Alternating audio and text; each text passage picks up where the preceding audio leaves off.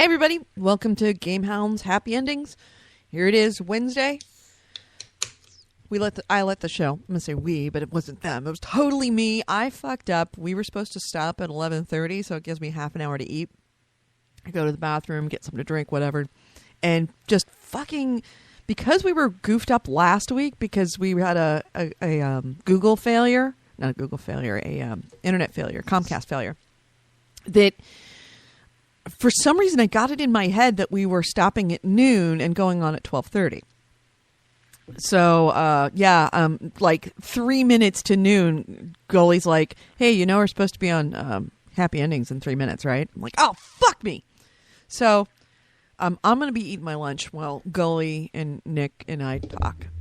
So, what's good show this week? Good show.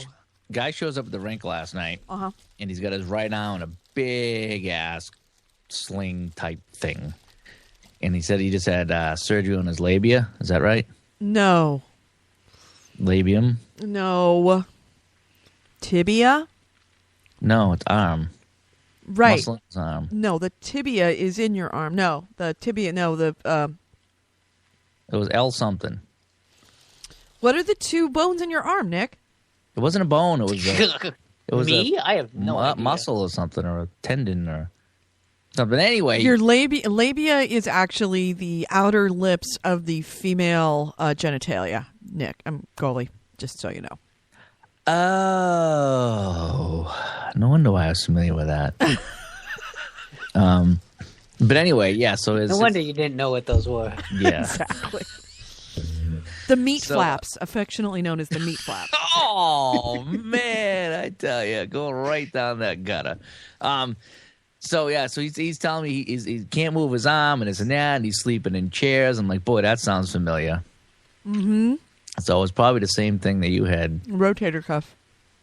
Yep. Yeah, his was something else. Well, the rotator cuff is a big term that refers to a bunch of different muscles. Yeah.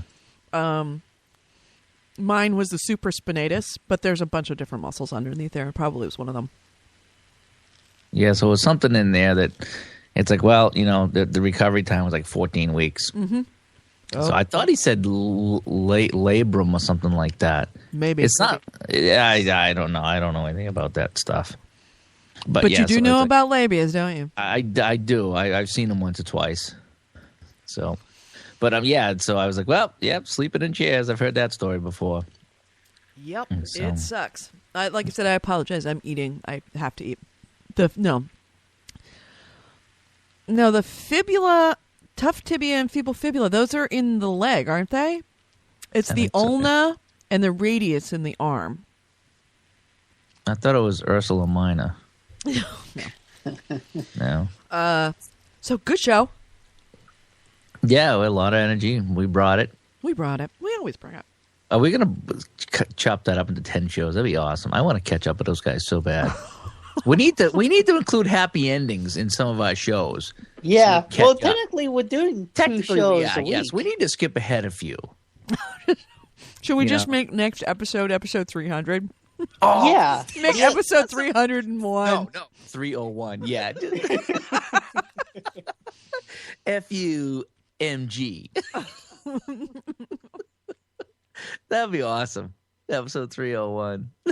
Yeah, I should have thought of that during the show. See, but that's what happy endings for. We hit the 100-minute mark. We've been going straight. Yep. So gotta talk about it, dude. Game of Thrones. Yeah, I was watching the reaction videos. While you were getting All right, so okay, in the chat room, AC Wraith, Jason Webb, Dave, whoever the fuck that is, that would be Gully, and Corey Wallace. Hey, any of you guys watch Game of Thrones? Now, what is Game of Thrones? Game of Thrones it's a board game. Okay. Sort of. It takes place on a giant throne. Yes, exactly. On a giant it's like the golden toilet. It's like the world itself is a giant toilet. Made out of swords.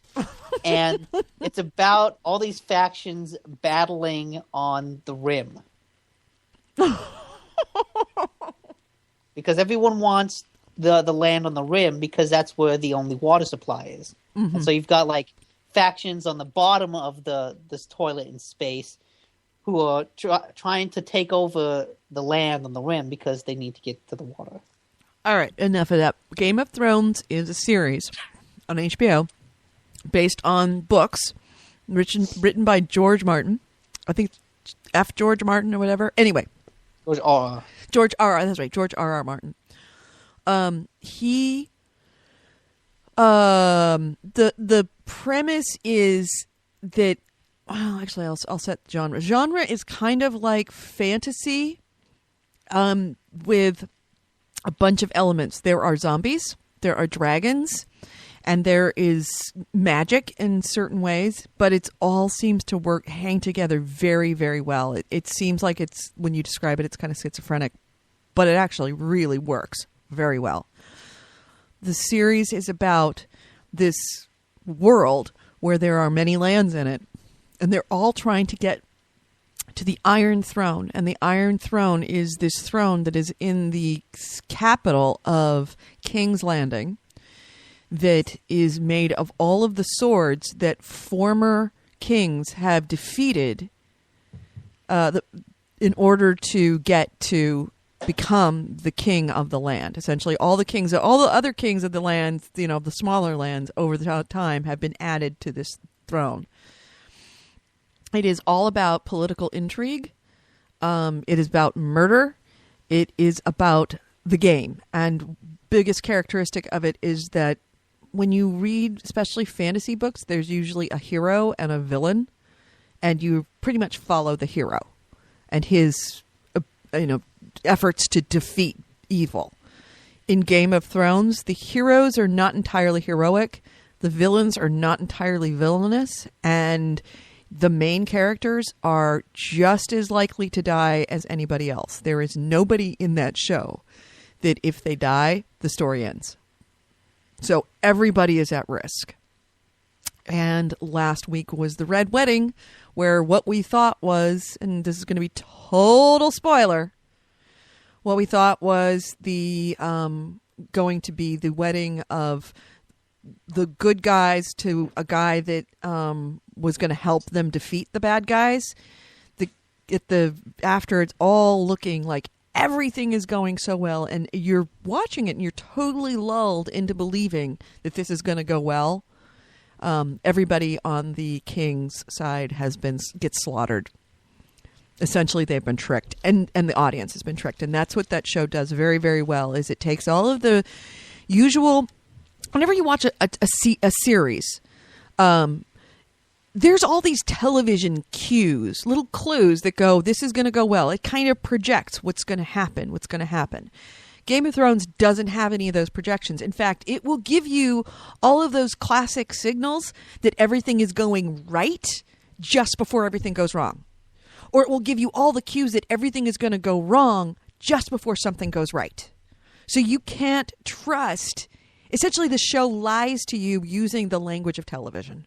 And that's what makes it such a surprise. And I don't think it's just the language of television. It's just standard storytelling tropes. Yes. That people come to expect. Right. And it just kind of purposely avoids them. Mm-hmm. Like, it purposely uses them against you. Yeah. So I remember reading an interview with George R. R. Martin about this episode. So yeah, total spoilers for people who haven't seen it or read it. But so there's the spoilers for like first season and third season.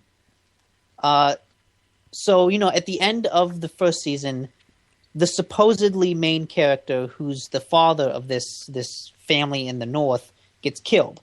And he said that he decided to do that very early on because he thought, well, okay, this guy is kind of established as the main character. I want to kill him off because that completely betrays like this standard story trope. Mm-hmm. And then that's like, how I felt when I read it too, because I've read all the books, and I was like, he's like, well, okay, what is the? But that's in itself not so shocking because okay, the father dies and the son comes up to avenge the father. That's another storytelling trope, mm-hmm. and it's like that is what people expect to happen: is that the son will come up to avenge. That is how these stories go. So he's like, okay, obviously, I'm gonna ignore that one too. I got to kill the son. Mm-hmm. And so that's what he's building to with this, up to this third season.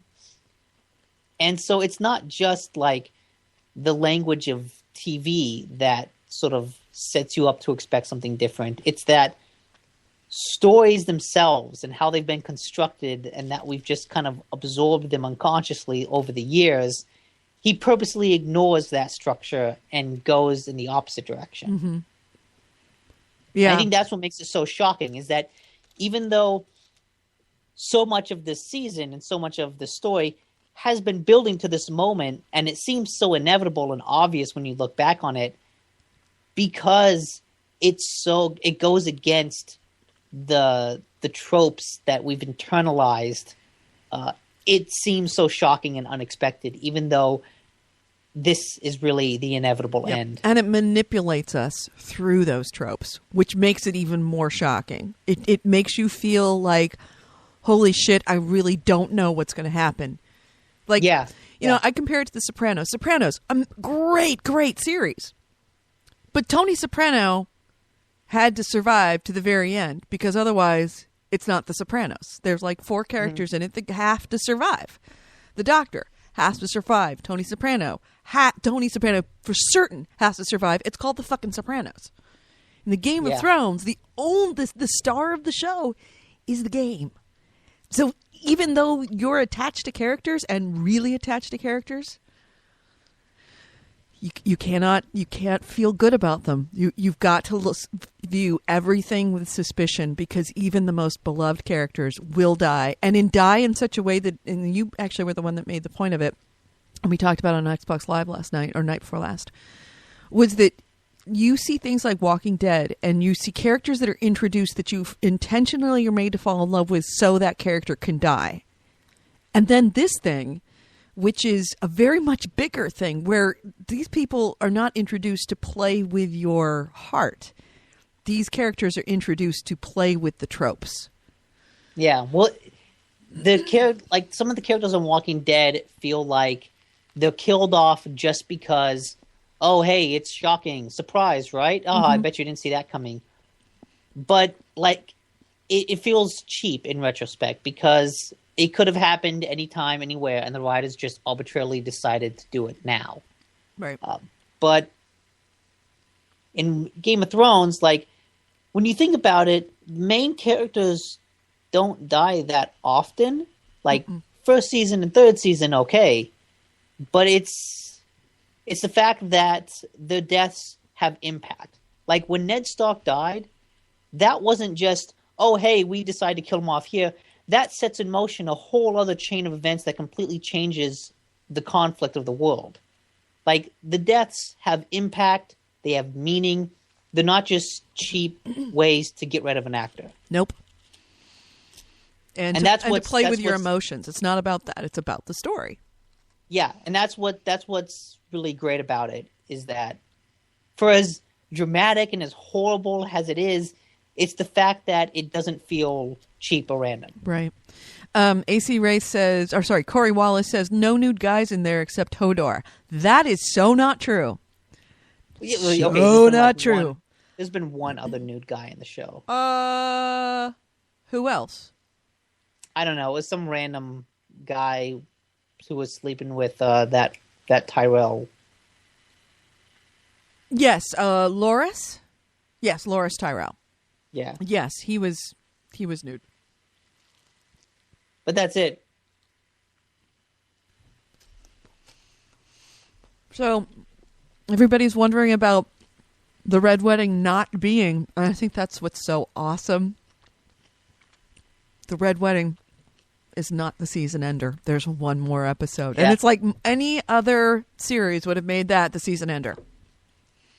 Well, what's also really cool is just the sort of pop culture zeitgeist that this caused. Like, oh, yeah. You can see it everywhere. My dad was even talking about how Whoopi Goldberg on The View was talking about it. Yes. And it's like, holy shit.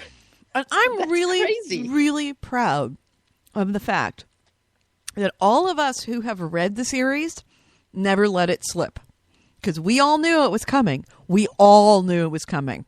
exactly know when what? it was coming. We knew what episode it was coming. We I- all knew. I And we all think- knew it was called The Red Wedding. And we couldn't even call it The Red Wedding, because if we called it The Red Wedding, it would tip our hand. I think that's like people going, "Oh, I'm gonna get you. Like, I want you to suffer like I suffered." Right. Well, why do you think there were so many people that were like, taking videos of people watching The Red Wedding because they knew what was coming? Yeah. Those are some good videos. It was like a big global practical joke. Pardon my full mouth. But yeah. I guess the most interesting thing about all this is really, it kind of proves how big Game of Thrones is, like how popular it is. Just that this kind of thing is talked about so far in so many different outlets that wouldn't normally talk about a TV show. Like, news outlets talked about the end of The Sopranos because it ended in such a weird way that got a bunch of people pissed. Right. But no one talked about the season end of The Sopranos, let alone the end of one episode. They may have, But- but not like this. This was Yeah, a global. not The like- Red Wedding was a global phenomenon. Yeah, and it's really interesting. Like, props. HBO is probably going like, yes, we thank God. Okay, you renewed for like the next 3 seasons. Clearly, you're doing something right. Black Sphere Void said you had to see it coming. I saw it coming, but I knew what to look for. And it was very subtle. But see, And they did there's- all of the little television tricks to make you believe it wasn't coming.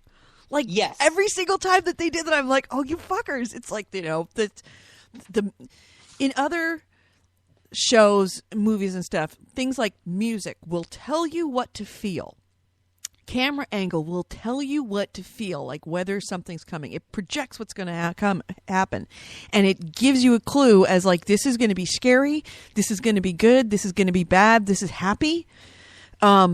In this show, I listened, especially the music, specifically the music and the camera angles were all used against you because it projected that everything was going to be fine. And I saw them do it. And it was like, I know you're lying to me, you Yeah. motherfuckers. And there's seeing it coming, and then there's like seeing the degree of it. Like, all going up to this, it's like, okay, this Walder Frey, he's a deceitful guy. You can't really trust him. Something bad is going to happen. But there's something bad, and then there's like wholesale slaughter of major characters. Right. It's like, there's a difference between, okay, something bad is going to happen, and holy shit, I didn't think that bad would happen. That they would just slaughter the entire family. That Yeah. it's essentially the main family that's countering the Lannisters.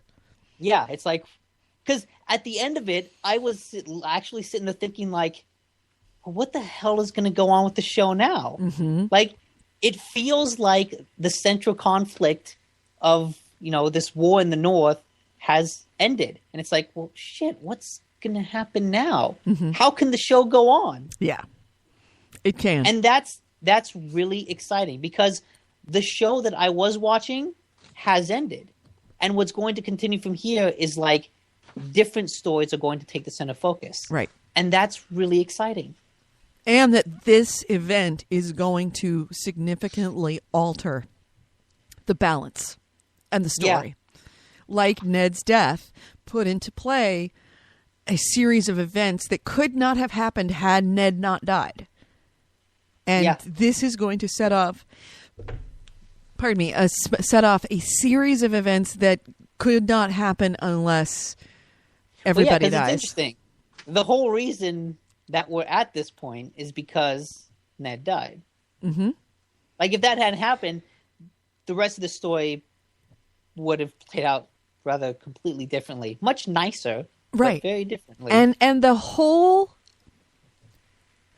story. I mean, I've read all the books, so I'm several seasons ahead in knowing what's going to happen. But the whole story is very much when you have one of these very climactic events that you were able to look back and you go, if only this hadn't happened, everything would be different. If only Jon Snow and Bran had actually been able to see each other, or if Jon Snow had actually not attacked, then he would have seen Bran upstairs. If only, if only that people are literally, just moments away from each other, and it happens differently. And in the case of the Red Wedding, if only he hadn't met Rob hadn't met that chick cutting off legs. If they had just walked 10 feet away from each other, this entire thing would have been completely different, and they would have both lived. The whole war would be different. So, yeah, that's what I love about the show, and that's what I really love about the books. The books are so... I know, I keep saying it, but the books are really very good. And the nice thing about the books is that the Red Wedding, kind of like this episode, doesn't come at the end, so you don't have to wait a week to find out what the fuck's going to happen next. So, yeah, there's about, that I know of, at least 2 major holy shit moments that are coming either this season, well, probably next season. I have an idea of what the next episode is going to be, and yes, it will top this. Book 3, right? I forget when the next big thing's going to happen, whether it's in book 3 or early in book 4. But being that I know it's the one trope that they do have to do is they have to make a cliffhanger. They have to give you a reason to go back to the next episode. And they've got to set up something that because you are looking at it like, how the fuck does this story go on now? Everybody's dead. Yeah. And so that's actually really good, because this next episode, they can show some of the fallout and then drop that other thing and say, hey, right. They can tease what the next big arc is. Right, exactly. And that's going to come. It's going to be awesome. It is going to sneak up on you. You're not going to expect it. Just warning you, you're not going to expect it. You have to be like Arya. You have to not trust anything. You have to be so beaten down and all your hopes dashed that you become completely bitter. That's the best way to watch the show.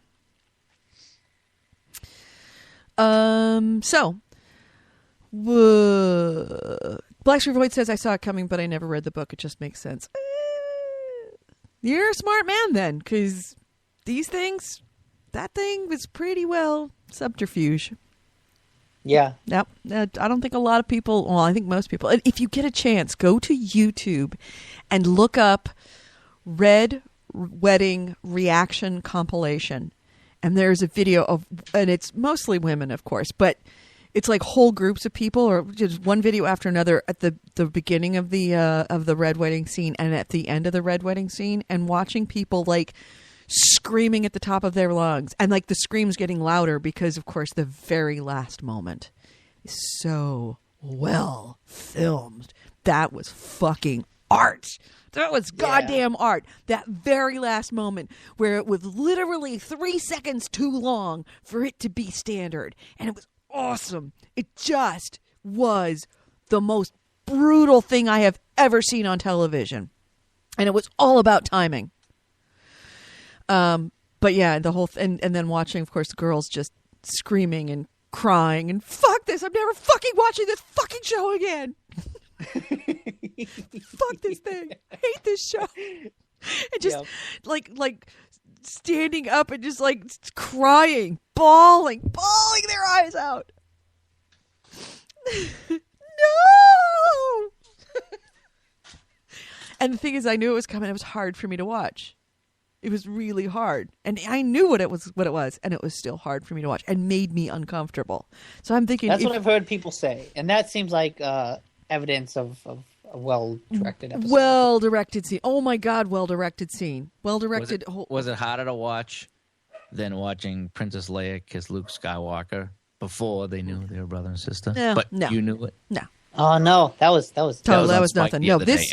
Empire Strikes Back was on. I was like, oh, she's kissing Luke and they're brother and sister. It's like, I don't know how I feel about that. Yeah, this was You knew it was coming. You knew that everybody's going to die. You know it's going to be a slaughter. And yet, even so, it was very, very hard to watch. And that last moment, because I knew she was going to die. And that last moment was like my whole body was just tensed because I knew it was coming. And it was just so artfully done that it made you it rocked your world even if you knew it was coming. And if you didn't know it was coming, I can't imagine how it just blew your fucking mind. I can see why. I can honestly see why if you didn't know it was coming that you would burst into tears and throw things because you felt personally violated. Never had a scene like that before that I've experienced. Oh, Corey's on his way out. Corey, see you later, man. Later. So, what else is new? I'm going to let you guys chat. Goalie, you and Nick chat about, you guys can talk about last weekend's or last Saturday's gaming extravaganza and beer extravaganza. What exactly beer were you drinking? I was mixing it up between Coors Light and Yingling Light. So we ended up playing after a couple of false starts with Left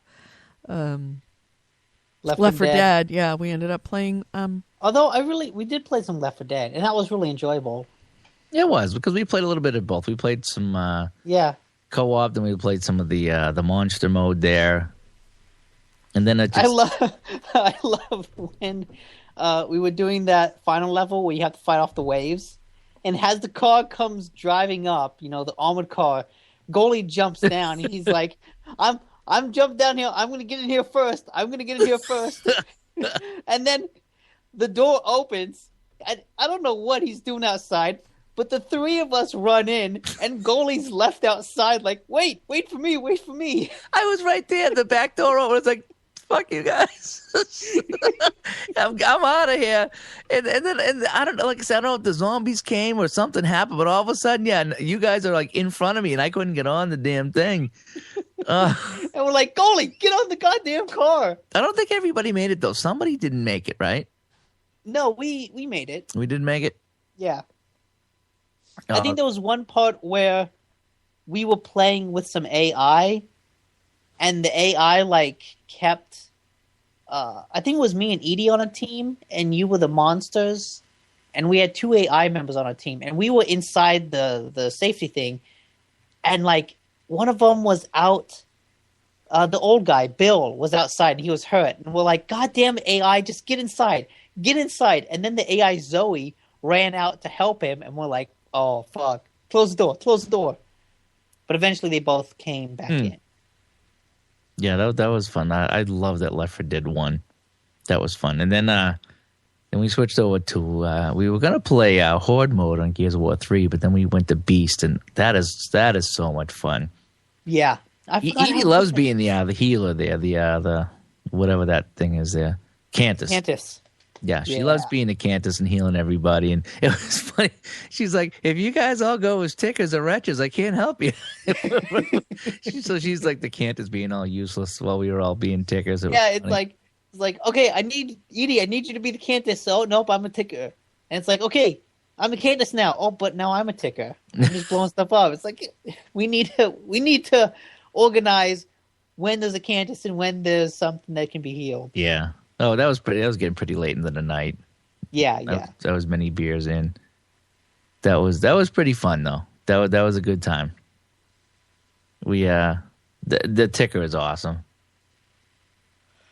Oh, the tickers are great just because how they blow up. Explode, yeah. What sucks though, sometimes you come around a corner and you'll go right next to somebody and they do that 20-foot leap backwards. Yeah, it's like, come on. I just love watching the tickers run. Like watching their little legs scatter across. Yeah, the sound. It was awesome. It's just funny. It was. That was pretty funny. And then, what's the guy with the sword there? There's the big guy that's got the big chainmail and he wields the thing that slams to the ground. He's pretty cool. But it's the other guy there that's just got the sword. I know one of them. He's pretty useless. I think he's in the first row, and he's useless. Yeah, I tried to play as him at some times, and Yeah, he's not very good because Yeah, he's got the he's sword. slow. That's it. Yeah, he's slow. So he just gets shot so much. Yeah. And it's hard to, like, the little guys, the humans, are faster than you, so they can run away. It's like at least the other guy has a shield. Yeah, and then if you get him though, even if you get him with the sword, it takes a long time to kill him with a sword. So he's the worst guy. Yeah. I love the boomer. You Yeah, the start boomers launching are stuff. the best. Remember that the one there they cranked up the difficulty to I don't know if it was hard or hardcore. I mean, we got stuck in the corner. It was on the church one, and we couldn't even get out of the corner. They boxed us in, and then they get on the guns, and they kept taking us out from across the map. Yeah, and it's like, God damn it, we can't do anything. We were like at level 10 or level 12, and none of us had any money. We all had to be tickets because we ran out of money. You can't do anything as a ticker on level 10. Although I am glad to say that we did beat all the games that we played. Like, we never got to a point where it got so hard that we had to give up. Yeah, we all Brute. got... That's what you're thinking of. Was it a brute? That's really? the brute with the chain. Isn't it? Okay, so the butchers with the knife. Butchers with the knife. Sword. Yeah, Butcher was the guy I can't stand. The other one. I like the butcher. Butcher has he's good for just running in and beating up, and if you got a Cantus, it's really nice because it does heal you. Yeah. Well, maybe you need a Cantus then. What's the one with the guy on the back of the animal there? What were they called? Blood Mount. Blood mounts. Yeah, I like those. Are great for taking out defenses. I'll just go in on a suicide mission and start taking out defenses, And then if I get healed, great. But the idea is they take down the fences kind of quick, especially the more advanced fences. Right. That's such a great game, and I can't believe they didn't put that in the new one. I know. That It's seems really so quite weird. Sure. I didn't even get the new one. I don't even think I got the new one. There's so much that's not in it, the new one. It's weird. Like, there's not even a horde mode. Right, which is really odd since that was their big thing. It's got horde mode. It's got horde mode. No, doesn't have horde mode this time. What? But you put so much effort into getting people playing the horde mode. And the beast was so different. It was just you play as the monsters attacking the humans. The thing that I don't like about the beast is that you can't play. You can play by yourself, but the thing is, when you go into a room, you have to wait for 5. You can't. You can't start it up if you get 2 or 3 of you. And maybe if you do a private room or something. Right. But it's just you sit there and you wait and you wait and you wait and you wait trying to find a room. Black Sphere Void says, "Remember, Ticker is coming." I don't get it. When winter is coming. It's a Game of Thrones reference. Other show I've been watching, by the way, is I watched the next 2 episodes of Never Ever Do This at Home. It's getting better. I recommend. It's pretty fun. They dropped a frozen batch of chicken wings into a pot of the deep fryer. Oh. Oh, fuck. I mean, that it's a bad idea. That deep fryers are incredibly dangerous. You can't have any water on the thing that you're putting in there. And if you try to put something in there that's frozen, that something like $15 million worth of damage are done during Thanksgiving by deep fryers in the United States alone. And you'd think, wow, you hear every Thanksgiving that people do this, and every Thanksgiving somebody ends up getting killed or burning down a garage or burning down their house. And when you see it, it's pretty fucking spectacular. And it was just a small batch of chicken wings. It wasn't a full turkey. And wow. Yeah, I know Stormtrooper Ray. He does the chicken deep frying, and he sets it up in the middle of his driveway. Yeah, he's. I've never been there when he did it, but it's like everybody back up, and it's all done a certain way. Do you know how hot the oil gets in those things? 750 degrees. Wow. And when you drop something, they actually explain the science to it, which is good because otherwise it's just like blowing things up for no reason. But that the water that is in the ice boils at 212 degrees Fahrenheit. And when you drop it in, the water instantly boils off. And because, water instantly unfreezes, it thaws. And the water sinks to the bottom of the pot and then turns instantly into steam. And then the steam forces out up through the top, blowing all the oil out with it. But the water then is full of of oil particles. So I'm sure the steam is full of oil particles. So you've got this oil-laced steam that's coming out of the pot and coating everything straight up. And if you're inside, all the walls. And then, of course, the oil comes off, hits the water, and it ignites everything. And it's like a goddamn bomb. I knew it was bad, but I didn't appreciate how bad that it just liquefies everything around it. And if you were a person standing next to it, you are done for. So yeah, it's Squeegee just joined the room, and he's like, "Oh, Fahrenheit," because he's up in Canada. Yeah, it's 100 degrees Celsius for the boiling of water, and I believe that in Celsius, the oil is like 500 degrees Celsius. It's insane. It's just a horribly bad idea. I'm sure that it makes delicious stuff, but wow, I can't. That's so dangerous. You know, we've been addicted to, and we watched it all weekend long. Was called The Wild Man, Turtle Man.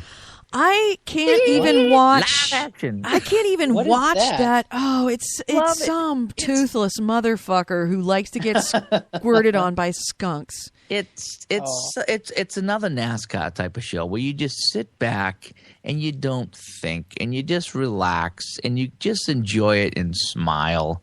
And it's just like, oh, come on, Neil, I got to go get that possum out of this guy's house. And they go in and the possum's running through the house and they're trying to catch him. And all right, get that bag ready, Neil. And he grabs the possum and throws him in the bag, and it's an animal rescue show that's combined with Honey Boo Boo, pretty much, because this guy has literally no fucking teeth. He's from Kentucky. Well, they said how he lost his teeth. How? He was up in a tree with a chainsaw cutting down branches, and the thing kicked back and it hit him right in the face. Does not surprise me. So he's mentally retarded on top of it. Took out his front teeth and cut him off. He said he had 170 stitches in his face. Oh God! Jesus Christ! I'm surprised they didn't film that. That show is horrible. Well, that was like 15, 20 years ago, I guess. Yeah. How did he live for that long? He lives, supposedly, according to the show, he lives in a shack. Doesn't surprise me. Up in Kentucky that you only can get to by 4-wheel drive, car, or truck. Again, doesn't surprise me. He's got no running water or anything. Also doesn't surprise me. And he's got to paint his house yellow because his hunter's up there, and he's got bullet holes in his house because people go shooting up his way. And so he paints his house yellow so people see that there's someone living up there. Oh, jeez. Baxter Void wants to know, what does Goalie have against Duck Dynasty? Duck Dynasty is just another one of those like, hey, look at them stupid Southern people shows. Never seen it. Yeah. Jason Webb says, haha, I did that at work the other day with frozen chips. No fire, but oil everywhere. Yup. Frozen things and oil do not mix. Oh, something else that the show does that never ever do this at home is that they've now started a ladder competition with kitchen appliances. That we have so many kitchen appliances in the homes because it says on the back very clearly used for intended purposes only. So what they're doing is they're doing head-to-head competitions between kitchen appliances to see what is the most multitasking kitchen appliance you have. This week it was the popcorn popper, the air popcorn popper, versus the toaster. And they filled the toaster full of popcorn and they filled the popcorn popper full of bread and saw which one actually succeeded in making the other things food. And then if whatever one fails, then it gets filled with gasoline and lit on fire and slung against a wall with a giant slingshot, which is pretty spectacular. But the winner goes on to the next competition where they will match up the toaster against the waffle iron. So things like that. And they're doing it week to week where, what's going to survive to find out what is the most versatile of all of the different kitchen appliances, which is actually pretty funny. Yeah, they have some pretty good ones. I'm enjoying it. Even though it's a little bit on the stupid side, it's getting better. It's finding its groove. So Spike TV, I believe it is on Tuesday nights. So, what else? Anything else you guys are playing or watching that want to talk about? Have I played anything else? I'm just doing my racing games. Summertime, it's you want to just relax, and that Need for Speed. I just played a thing before we come on the air there, and it's fun. It's like a 5-minute race, if that. You just go a couple laps, and you put it on easy, and you just crash everybody and pass everybody, win the race. That's awesome. I'm really surprised. Do you remember? What was it? Horrible at Need racing for games. Speed Burnout? Was that what it was? Where you had to crash the other guy and you would get more points by crashing the other guy in spectacular ways? Need for Speed Hot Pursuit. It wasn't Hot Pursuit. Burnout. Oh, maybe it was just Burnout then. Yeah, I think it was Burnout. Because Hot Pursuit, you really didn't get that many points for actually. It wasn't for destroying the other guy. No, was it a was just fun like game. that. That was you wanted to do that so that you could win because that slowed him down. Right. Yeah, that it was just a tactic as opposed to actually getting your time extended by destroying the other guy. God, that was a fun game. Hot Really? Pursuit, No, Burnout. Burnout, yeah. What was Burnout the race game? And this could be going back a long time. What was the race game that there was one mission or a couple of missions that you had to get the car from point A to point V without any damage at all? And so you drove real careful. Some guy's like, "Oh, I'll pay you X amount of dollars to get my unique car back to my house." Yeah. There was something like that in GTA 4. GTA, yeah, I was going to say GTA had one of those, and it's like you literally just barely bumped another car, and it was over, and then you had to go back Yeah. and get the car again and start over. I think this actually might have been an island of Hawaii or something like that. Squeegee wants to know if you, Goalie, ever played Split Second. No, I didn't. Split Second's really fun. I was It looking was. around at all the demos to try and a whole bit, and I haven't tried Split Second. Yes, Seriously underrated. it was seriously. Yeah, underrated. that's a good game. Yeah, I think that was another one of those games that killed the developer. I Well, think so, it yeah. didn't, but it didn't sell that well, and I think maybe it did kill the developer. I thought think they it put out did. something after it. Well, let's find Well, I'm out. not sure. That's what the internet is for. I know it's BlackRock Studios. That's right. BlackRock Studios. Whatever happened to BlackRock? And they were English. I remember that. Very nice gentlemen.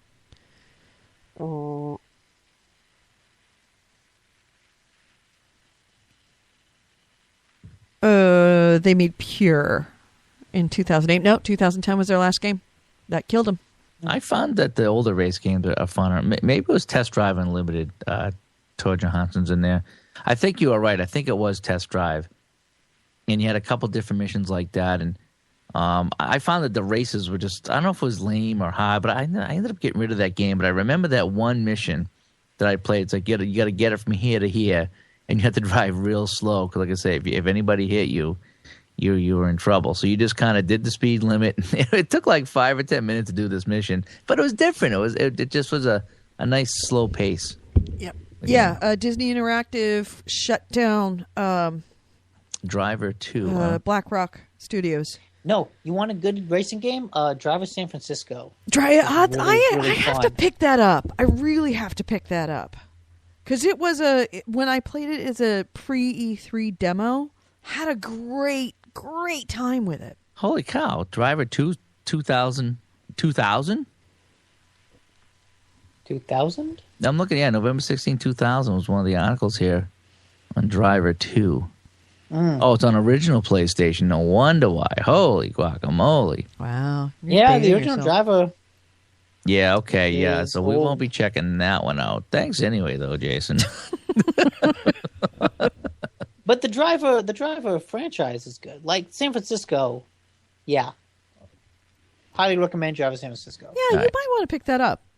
All right. So what are you doing that?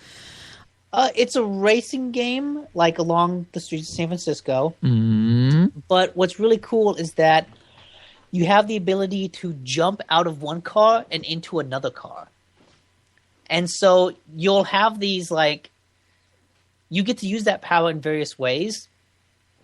And at first, in some races, it's really just a conceit of like, hey, we're going to give you a new car for this race because you can jump into this car.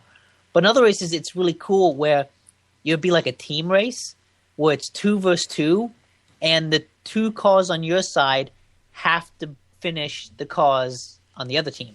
So you're constantly jumping back and forth between your 2 cars, driving them a little bit, then jumping to the other one, making sure he's still ahead, then jumping back to the other guy. And so it's like you're racing these 2 cars at once.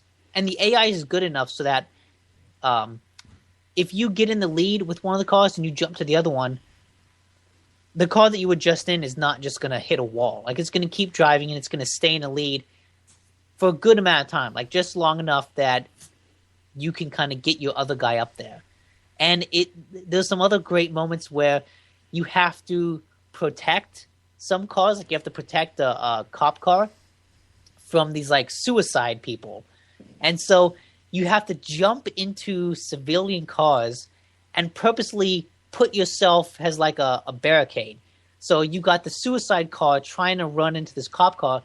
You jump into a civilian and then ram the suicide car off the road.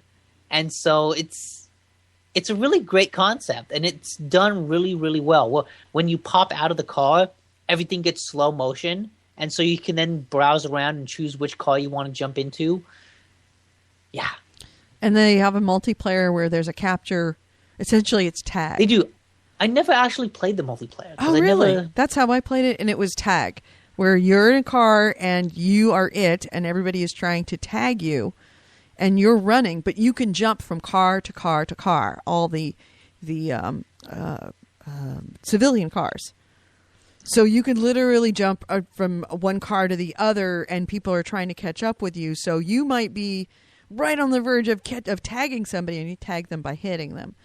And then that's just that moment, they jump out of it and move to another car, but it's a limited amount of space that you can't jump all the way across the city. So you can go to another car, but then that gets you out of that situation, but it might put you in a perfect position for somebody else to hit you. It's pretty fun, and it's not the San Francisco actual part of San Francisco is very, very accurate, especially on the waterfront. But once you get outside of San Francisco and you're in the suburbs, it's not accurate at all. You can drive into Point Richmond, which is where I live, but it is just one big giant refinery. There are no houses here. You know what? They can kind of excuse that because it does all take place in a coma, right? And like that's not a spoiler. That's like in the beginning. So they could. There's a reason why it's not perfectly accurate, right? And there's a reason why Point Richmond is one big refinery, because we're sort of one big refinery. Yeah. So, I'd recommend if you want to pick something up and you're into that whole driving right now, that might not be a bad one, at least to rent, if not to buy. And I believe it is actually available on digital download on demand. But of course, you'll be paying premium for that because that's what Microsoft does. Yeah. Well, again, that's what we talked about. I mean, if this was a $10 thing, it'd be a no-brainer. I mean, because some of these are pretty old games. Yeah. I'm not paying $40 or $50 for a game that's 3 or 4 years old, Mm-hmm. Tor Johansson has joined the chat room. Tor from Norway. Norsk, as they say in Norsk. And he says Test Drive Unlimited was on Hawaii, I believe. Yeah, I think that's the one I played. Yeah. So yeah, I need to find something that I'm really into right now. I'm kind of looking. We mentioned it before about what was the game that's about to come out on the 12th? The first person brawler. Oh, Xenoclash. Xenoclash 2. That looks like it possibly could be very good, and I might possibly like that. I'm looking forward to Remember Me. That's out now. Right. I don't know if I'll get it right away, but I'm definitely excited for it. But the 14th is The Last of Us. That's gonna that's gonna be huge, and it's gonna break me out of my serious gaming doldrums. I mean, I'm playing Plague Inc. for fuck's sake. That was the game that I brought still this say week. That's just because you haven't been looking. There's so many great games that there's no time to play them all. And if you can't find something, you're just not looking. But they feel like they're all little games. I'm really looking for a good story game. And there's not that many good story games out there. Play Thomas Was Alone. Oh, yeah. I forgot about Thomas Was Alone. Oof, totally forgot about that. Okay, thank you. Thomas Was Alone will make you fall in love with a little brick, a little black square, a little red square. Yeah. Jason Webb says, "Hey Nick, did you go back to that Minecraft type game with the dude with the funny hair? Does it get easier to play?" What game is that? Minecraft type game with the dude with the funny hair. I don't. Like the pixel based game. Oh, Don't Starve, I think. Oh, I think that's what you're talking about. Right. Yeah, the survival game. The survival game No, where I haven't. everything's trying to kill you.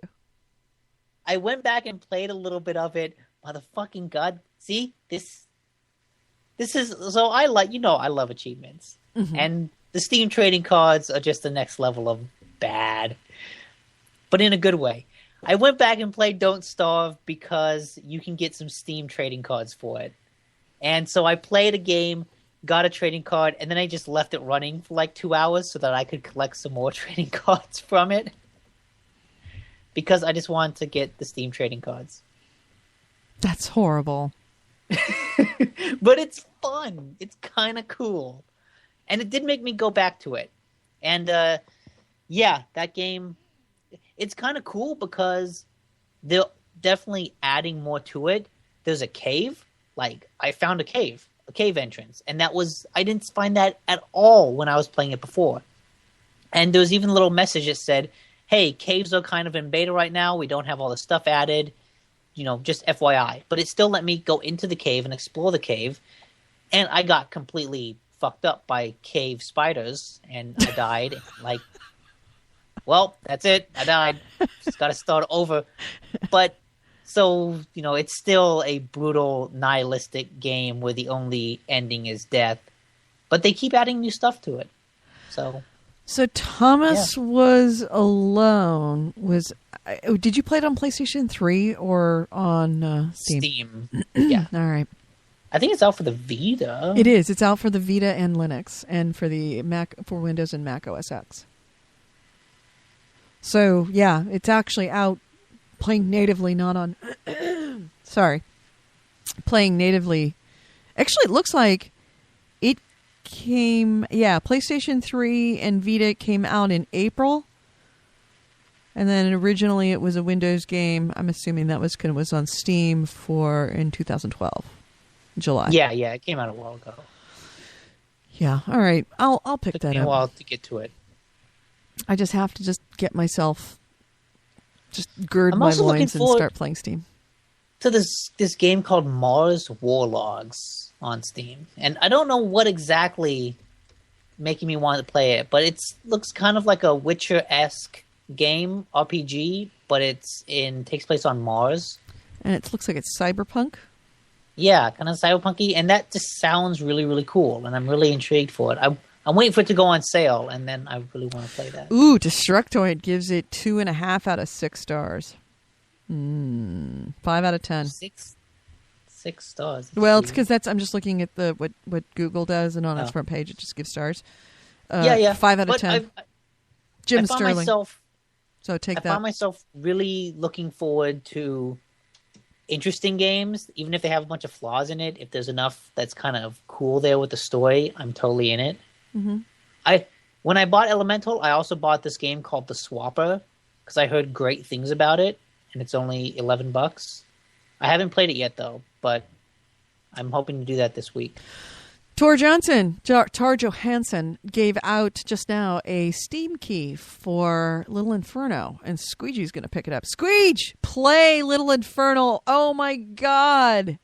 Such a good game. Yeah, that is a great game. Yeah. So. Oh, also, I got to say thanks to AC Wraith, who gave me a Steam code for Primordia, which is this point-and-click adventure game that I've also heard is really great. See, like, I just have all these little games that I've heard such great things about that I want to play. There's even when those doldrums of summer, there's still too many games for me to play.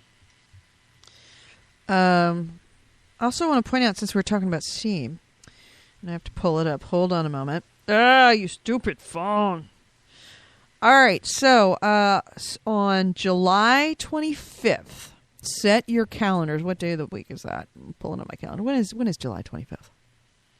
July 25th is on a Thursday. Tuesday. No, that's June. Sorry. It's a Thursday? Yeah. Do you know that because you have a calendar in front of you, or do you I know do. that because you're just that? No, I have a calendar. He's just that good. My job is very date oriented. He's Rain Man. 10 minutes to Wapner. Stop. July 25th, which is a Thursday, we will be holding something called Christmas in July. Gamehound's Christmas in July. And it's Piss Boy who's going to be spearheading this. And he is collecting codes on Steam for games that we will be giving out. I believe we're giving it out on Facebook. We will be probably updating you as it gets closer to the date. But he has games that he's been stockpiling codes for and going to be giving them out on July 25th. Christmas in July. Set your calendars. So far, he's got the Alan Wake full franchise, Puddle, stockpile games? and more. He's just buying the codes. He's getting he's got points or something that he's using. Okay. Like you buy it, but you don't.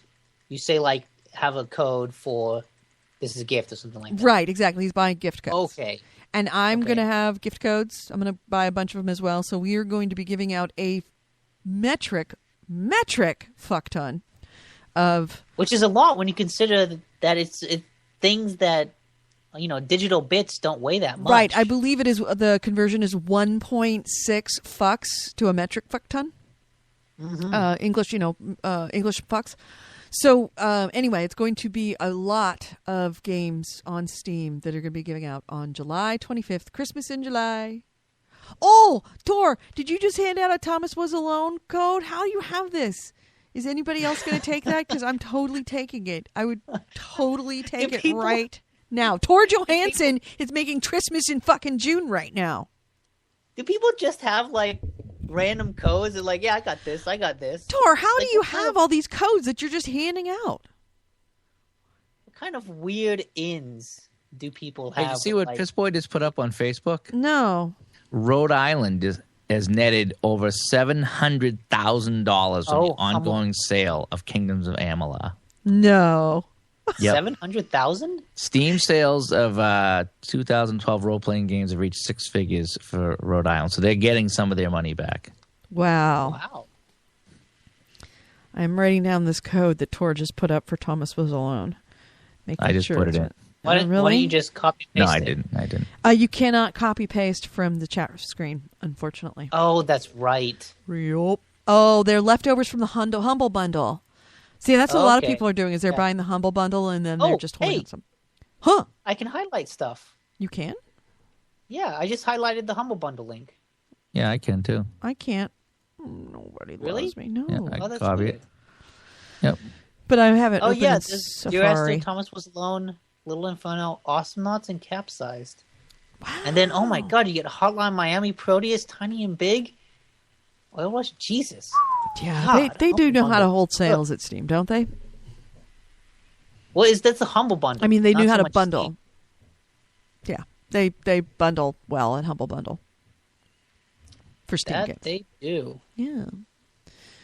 So yeah.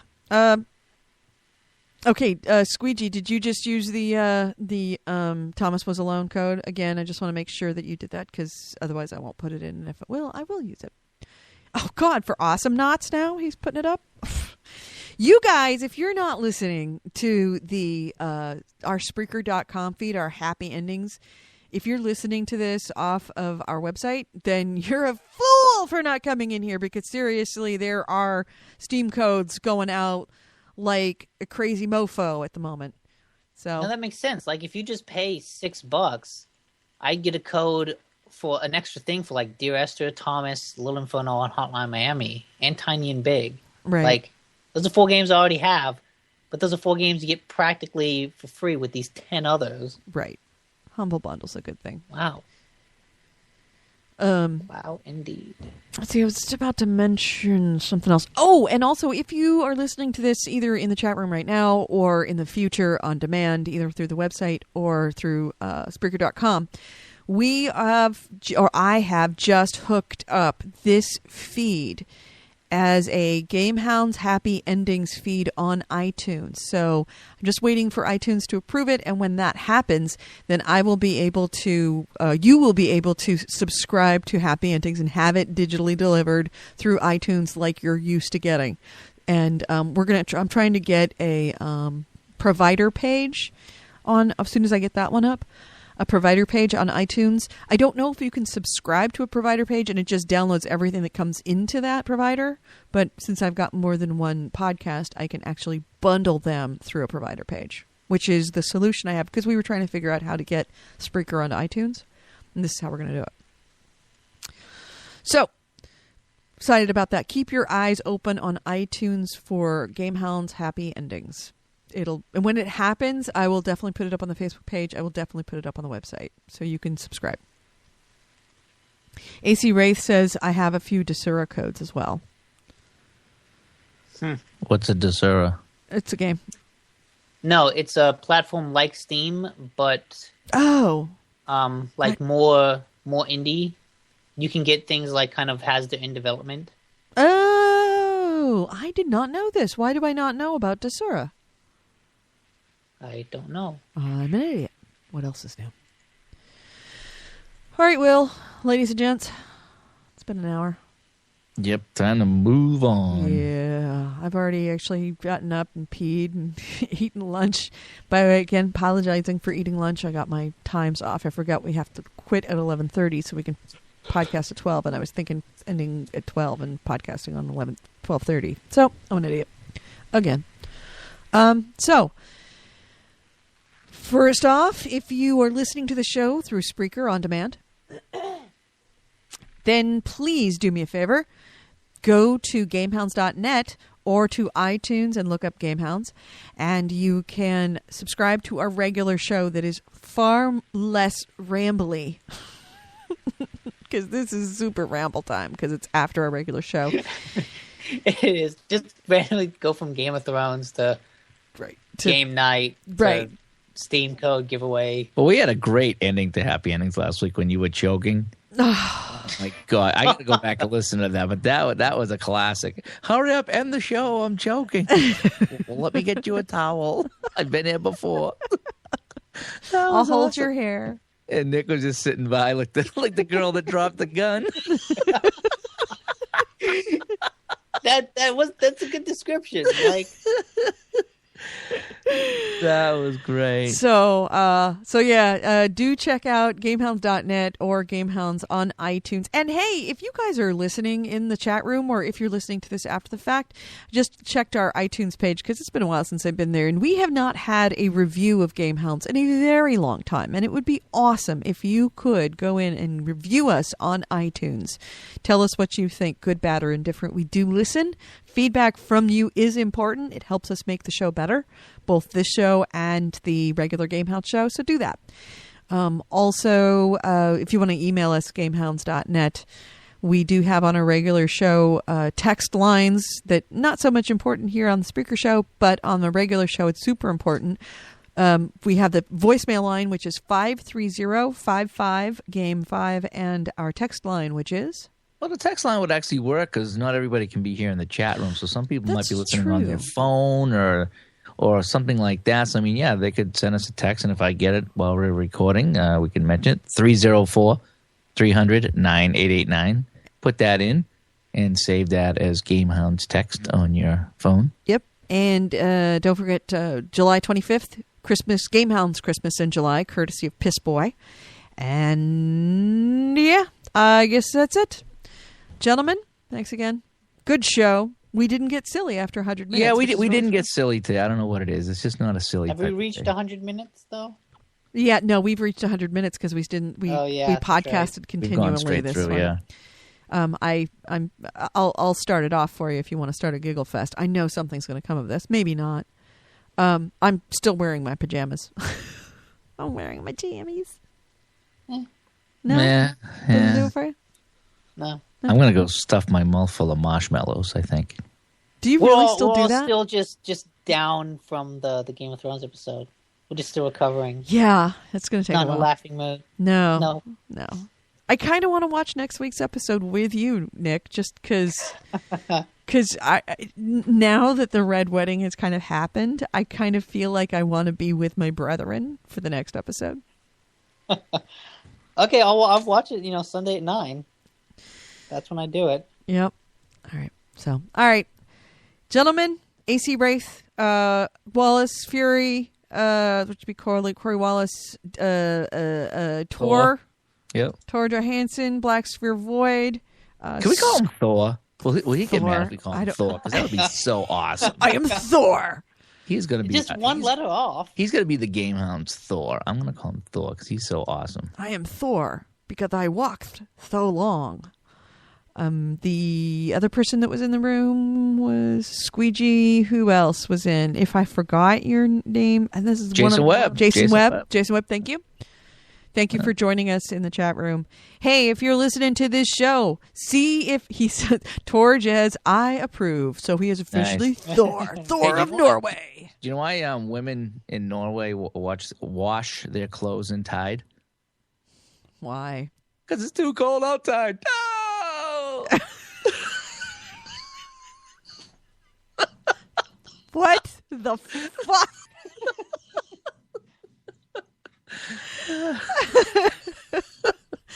That has hit a new fucking low for this show. Congratulations, Yeah, we started going. digging. We hit rock bottom and started digging. Yep, Corey Wallace, we mentioned. All right, see you guys later. Please try to forget that joke. I had nothing to do with it. I'm swearing off that one. Come on. Nope. I don't like it a bit. Don't like it. Come on, Mr. Horst. Do you Nope. like All right. Wait. What? We should end. Do your who's that little guy on Jabba's lap? You got to do him. Oh, this Salacious I'll do Creed. the Jabba behind you. Let's see if we can end like that. Okay, ready? Okay, go. Hang on a sec. Hang on. Hang on. All right. 3, 2, 1.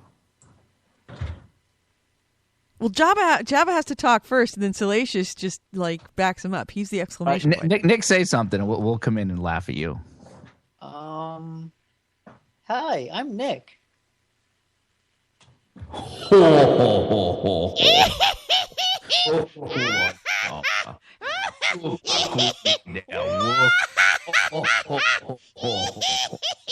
That was retarded. No, Jabba has to say something. He goes, Usa Luka Mana Tuwa Wolsa Wookie. That's how it goes. No. Too late now. Just too late. All right. That was really good impression, though. that was frighteningly good. Nick, okay. it was all you, Nick. It really was. We just hit the 100-minute mark. Yeah, I know. You couldn't have done it without me. Do you know what I did? I made a coffee today, and I put a cookie in it, and the cookie fell into the bottom, and it made awesome coffee. Ew. I hate that feeling where you've got that gritty Oh no, but cookie stuff. cookies in coffee are good. Yeah. My new coffee is like to take an Oreo, just put it at the bottom, and then pour the coffee over it. And let it Ew. soak up. No. Yeah, the bottom does get kind Ew, of. you people do terrible things to coffee. Coffee is good. I am like Dennis Leary. I like coffee-flavored coffee. I don't want maple crunch mocha blackberry No, the bullshit. Oreo cookie, Coffee, any flavored kind of cookie coffee. and coffee is good. The only thing is you have to remember it's in there, because if you don't, then you start getting the chunks, and you're like, Ew, exactly. You know, it shouldn't I don't know, just, but at that point, isn't it just like a frappuccino or something? well, if you stick it in a blender, you might get that. it might. You coffee. You people, how do you? Coffee tastes delicious, and if it doesn't taste delicious, you're not tastes- making it right. But it's fine adding other things to it, especially adding chocolate. No. Chocolate and coffee is good. It's only good on adding two things to it: cream and maybe sugar. If it's bad coffee, you add What? sugar. Oh God, no! We've gotta been have using sugar. flavored creamers. Have That's to. what we've been using. Ew. Caramel flavored creamer. Have you ever seen Really? have you looked at the ingredient list on those Dude, international ev- delights things? Every day there's a new list out of what you can't eat. And right now, I'm down to eating water. It's like and mint bark off flavored plastic. Ugh. Goli, I'm with you. That sounds good. Caramel flavored creamer. trees. Yeah. Ew. Yeah. Oh, We get the French vanilla, the caramel flavor. You get the peppermint. You get the nutty flavor. Whatever you want. Juan Valdez is spitting in his grave right now. How could you do that to coffee? Coffee is delicious, brewed right. It's beautiful stuff. I know, but then you give it that little extra. It's like, this is kind of nice. It's like It's like, eggs are good, but you put ketchup on eggs and they're... No, eggs are delicious, and if they're done right, you don't need ketchup. Well, sometimes you do need ketchup. It's because we have lowered our standards for food. That we have things like needs for ketchup and international delight flavors. Mixing food is fun. Mixing food can lead to some great That's not food. It's plastic. No, flavored cream is just DLC for coffee. That's all I'm going to say. Okay? So it's like, okay, you can have your coffee, but for 800 Microsoft points, you can get some nice fancy caramel cream in your coffee. Ew. Bad. No, Bad. it's good. No. My favorite coffee right now is out of the Keurig. It's a caramel cream. And I wouldn't think I liked it. It was awesome. And then they have mudslide coffee. Oh, for fuck's sake. Just don't drink coffee. It's like a just mudslide. go get yourself a goddamn milkshake. Then you have eggnog coffee in the Get winter. a milkshake. Go drink eggnog. Why would you drink eggnog coffee? Just get eggnog. I don't know. That sounds... Eggnog coffee is That great. sounds interesting. Although an eggnog latte is pretty good, though. I will say that. But that's because it's mostly eggnog, and eggnog is goddamn delicious. But it's eggnog with a shot of coffee. It's a flavored treat. Peter Dinklage was not in the Rocky and Bullwinkle movie, and instantly thought of Room 22 when I heard the episode number. Thank you, Black Sphere of Light. Liar. Although aren't you a bit young? In... Yeah, he was. He was Simon Bar Sinister. No, he was an underdog. Oh, that's right. Simon Bar Sinister was underdog. That's right. He was an underdog. But it was Boris and Natasha in Bullwinkle. Right. Simon Bar Sinister. Do you know what's been on local TV out here? It's like one of the local crazy Boston channels that no one watches. They've been replaying $6 Million Man and $6 Million Woman. Wow. Those shows have not aged well. No. I was watching one episode where he was, Lee Majors was $6 Million Man, and he was trying to tackle the Russians dropped some secret thing down. It was like a robot machine. It looked like a big golf cart that ran into a UFO. That's what it looked like. And so he's out in the desert, and he hands Oscar Madison, who's going to be the most useless guy on TV ever, handed him his jacket. So he's got like all the buttons down. His hair's hanging out of his chest, right? He's out in the desert, and he's dodging this Russian machine, and then he ended up, doing whatever. He goes back, and everybody else has got like bundled up in the jacket because it must have been cold in the desert. And there he is, all the buttons undone, hairy chest hanging out. This is bad. AC Ray says eggnog with orange juice rules. Ew! You know what I just had? I had an Orange Julius yesterday. That is milk and orange juice. Yeah, Orange Julius. That's good. Orange That's good Julius stuff. is really good stuff. Yeah, but that's like 50-50 bars, which is what Orange Julius was. Do you know they still make them, but they don't call them 50-50 bars. And if you ask for them, we have a ice cream truck that comes around, and we'll occasionally go out there and like, do you have 50-50 bars? And he's like, I do not know what that is. What is 50-50? I'm like, orange and vanilla. Yeah, and they give it some other name now. Oh, it's like a creamsicle or something. I think it is a creamsicle. Yeah, the ice cream truck Orange comes around. creamsicle. Oh, yeah, we have 50-50 in the back. Come get it. Yeah. Keep digging. It's in there somewhere. It's way at the bottom. Yeah. I got my head all the way in here. I got my ass hanging out. Are you sure it's in here? Yes. And they don't make they used to make it in ice cream containers, and that's what Kevin always would eat when he was a kid when he was sick. And so, like when you eat something as a child, like 7-Up whenever you have a tummy ache, or ginger ale. Ginger ale. We always had ginger ale, but a lot of people drank 7-Up when they were. It just has this taste that reminds you of being taken care of. So when you're sick, you kind of crave it. And Kevin's is always the orange and vanilla ice cream, but they do not make that anymore. Mm-hmm. Yeah, ginger ale's the shit. My grandmother gave us that all the time. I take that now too. I still got stomach problems now, and I just have a ginger ale, and It must be the ginger because it's surely not the ale. No, it's the ginger. It's the ginger in the bubbles that does it. Hey, I was at Hooters all by myself last night. Why? Because we got done. Table right? for And one, please. I played 2 games of hockey. I think I walked 4 or 5 miles yesterday. I was just exhausted. It was like 11:30. It's like I'm starving. And Hooters is right across from Kowloon. You saw where Hooters is. So I'm literally like two houses down there at the rink. I said I got to get something before I go home. So oh yeah, we'll meet you over there. Famous last words. So I go in there. Yeah, I got a whole bunch of people coming. Got me a big table, sitting there watching the hockey game. Oh, you got ditched. Yeah, I did. So I played that card with the waitress. Oh my gosh, I got so much love. Oh, my friends must have ditched me. Oh, really? You poor. What can we get you? Hi, babe. What can I handle you for? Remember raisins? Raisins, yeah. Look at raisins. That's right. That was one of the best. Oh my God, sweetie, that's so terrible.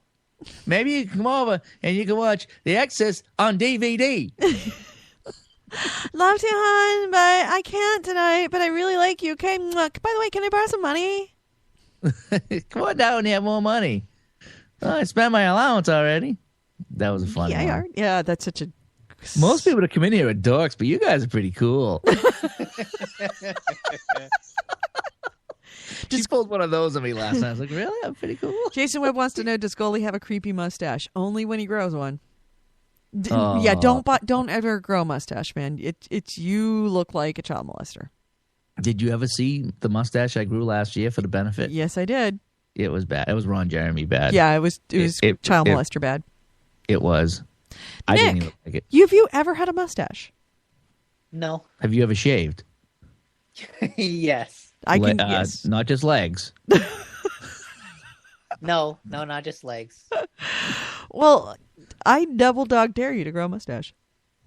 No. Come on. I would not like it. Come on. Just give it a shot. No. Picture Nick with a mustache. No, That'd be awesome. and I will give you $1,000. I mean this. I will give you $1,000 if you grow a handlebar mustache, waxed and all. Oh. For what? A handlebar mustache, wax, the whole 9 yards, so you look like Evil Nick. Thursday Nick. Come on, I'll give you $1,000. Boy, that's tempting, Nick. Yep. I know. You know how many free games you could get with $1,000? You got to look like Neil Peart, though, right? Oh yeah, no, he's got to look like Thursday Nick. His profile on Thursday Nick. Give it a shot. Give it a shot. You might like it. The handlebar mustache is coming back in, by the way. Yep. Nick, so you know when you have a mustache, when you eat Cheetos, you smell Cheetos for the rest of the day. That's true. He could wait. You could wait for Movember. That's what I did. I did Movember. Yeah. You should do Movember, Nick. Because it'll take more than a month to just grow a handlebar mustache. But oh yeah, it will. Especially if you're gonna do a mustache, go large. Don't do one of those little like color on your lip thing and go through it and then shave it off. Nick, you should do it. I shouldn't do a Hitler I mustache. was gonna say Do not do a Hitler mustache. Hilarious. Wow. Yeah. No. Nobody can do a Hitler mustache. Seriously. Walk into GameStop. You get World War II games. Yeah. You got any ones that the Germans win? What World War II games do you have where you play as the Germans? Oh man. I can picture Nick doing that too. That would be fucking hilarious. I would videotape that. If Nick grew a mustache, then grow the handlebar mustache. Okay, here we go. You got to grow the handlebar mustache, and then you got to cut it off so it looks like a Hitler mustache, and then I will videotape you going into a GameStop to ask if they have any World War II games. And you walk in, the first thing you do is you kick open the door and go, Achtung! That's right. Hello? I was wondering, do you have any World War II games? No reason. I just like them. Are they historically accurate? Why are we always the bad guys? We were doing good things. Why we made the trains were always on time when I did them. Did you ever see my Wonderflaffle? I was a very good painter, you know. I had a hot girlfriend. Didn't even have to marry her till I killed her. I made a mean schnitzel in my day. Edie, I don't know if you saw it earlier, but Happy Endings is in iTunes now. Hey, thank you, Jason. Nice. I did not know. I haven't checked my email today. I must have already gotten the email from iTunes. That's awesome. That was super fast because cool. I asked for it last afternoon, like 4:00 in the afternoon. Nice. So yeah, it's now up in iTunes. So go to iTunes. Woohoo! Hey, that was worth it. Just screwing around. We need to start putting episodes on here so we can catch up to Married Gamers. We should. And just so you know, jokes about German sausage are the worst. No, jokes about Norwegian. Oh, Jesus. I hate when I have to explain everything to chicks. You got me. Not gonna lie. See, if this was a Game Hounds episode, I would totally just like cut that out. I know, that's why I love Spreaker. You cannot. I can't cut any of that shit out to make myself look smarter. Oh, right, Nick. Right, Nick. Yeah. He's busy thinking about how exactly he wants to part his handlebar mustache. On the side, please. All right, so I think we're done. 80 minutes, dudes. Yeah, we're out. Yeah, I think we're gonna watch Chernobyl Diaries tonight. That horror movie. That was an okay one. Well, that's how we do in bad movie. We find okay stuff. We already saw Thanksgiving, so. Jason Webb says, I would pay to see that. I'll put in the money. Just Really? Yeah. Blacksford Void says, why are the Germans against Connect? It's not like they're Nazis or anything. He also says, I love the German reality show like Trading Races. Oh! Oh. Squeegee says, you see, because it's Germany, I can't actually tell if you're kidding.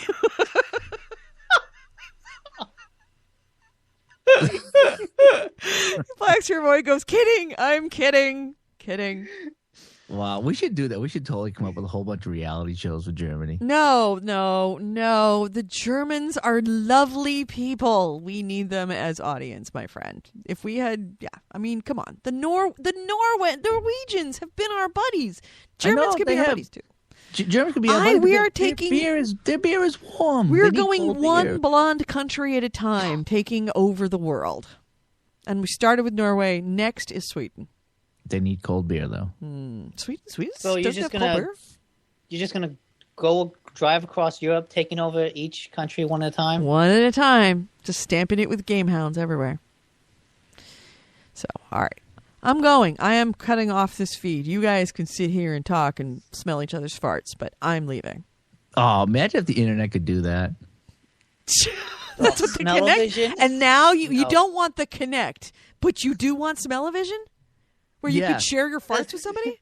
Can you picture Nick trying to get a fart through his dial-up connection? Is Smell-o-vision always on? You just see like the handset. You know, it's like getting it down there. Nick would fart. You'd see this bar come across the screen like loading.